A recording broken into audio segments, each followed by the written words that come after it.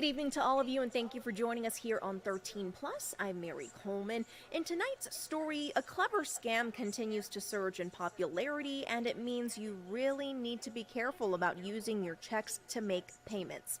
Our Rachel DePompa looks into how you can avoid becoming a target in this. Here's that story. The feds, the AARP, even the Better Business Bureau still sounding the alarm about check washing.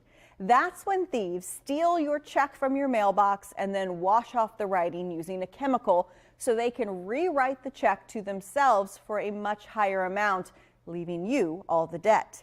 Michael Joyce with the financial firm Agili says he's seen this scam a lot lately. You want to do like really some simple things like make sure that you're not putting your mail in the mailbox with the flag up, or even we've seen people stealing checks from deposit boxes directly in front of bank branches. He says one simple thing you can do is fill out all of your checks using a gel pen. They're designed with pigments suspended in a water-based gel.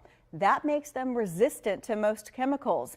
These pens can also work on surfaces that other pens would not, especially porous material like a paper check. You can also try using a check that's already printed with security features. These features might include a watermark, micro printing, or the use of special ink.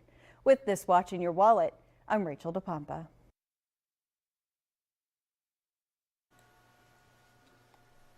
And now it's time for a check of your weather with meteorologist Corey Kowitz. I know lots of people very excited to finally get up to Ski Valley to hit the slopes. Yeah, I know tomorrow is a big day. A lot of people are excited, including me. I'm not going to have time. Maybe I'll squeeze some time.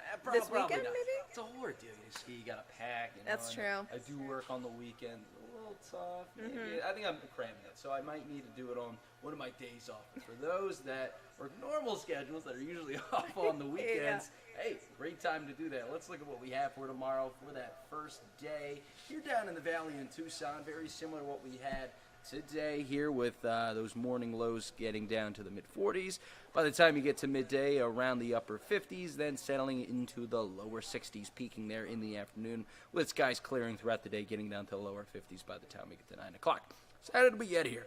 Mount Lemmon saw 10 to 20 inches, so they're thinking around 10 inches more towards Summerhaven. You go about 1,000 feet up to the top of Mount Lemmon, where Ski Valley is. They got around 20 inches, so these are some estimates, Sunday through Tuesday. So that marks the biggest snowfall and snowstorm so far this season, and yes, that means now Ski Valley finally gets to open tomorrow due to that big thumping of snow they had. So here's the forecast tomorrow for the first day and through the weekend.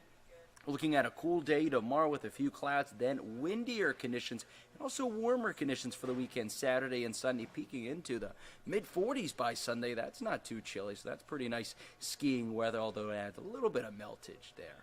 So can we add on to those snowfall totals anytime soon? Well, right now in the region, we're seeing just some clouds, but yeah, look to the north. We're seeing some precip, even some lightning strikes going on in northern portions of the state right now, headed towards our neck of the woods. So let's track that out here.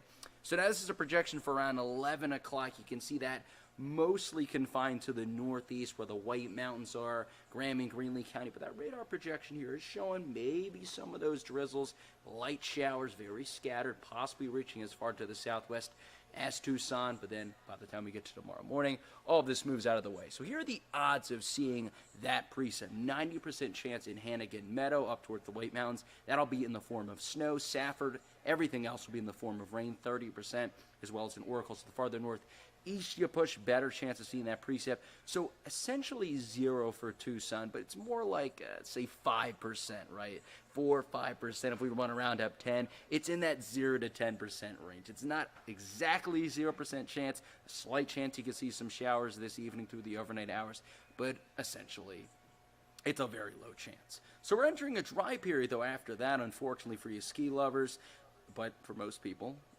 that are not big winter rainy lovers, good weather here through the midweek. Not expect to see any rainfall in the region after this very quick hitting system to the north and east that will pass through tomorrow.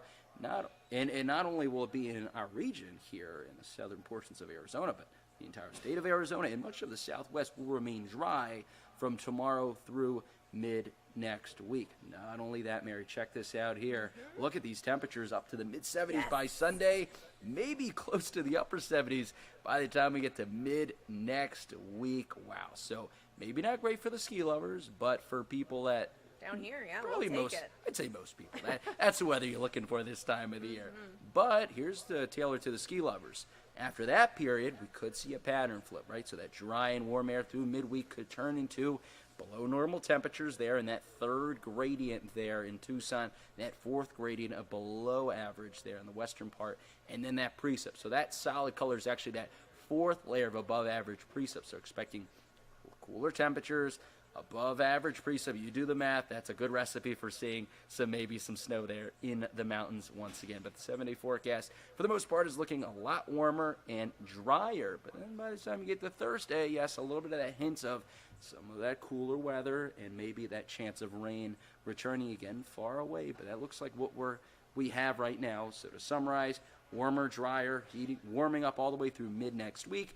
And then as we get to late next week through next weekend, could see that pattern flip with cooler and rainier conditions returning. Perfect. Thank you very much, Yes. Corey. And if you would like more of your weather forecast, be sure to join us for 13 News Live at 10, where we will also have your news headlines. Until then, have a great evening.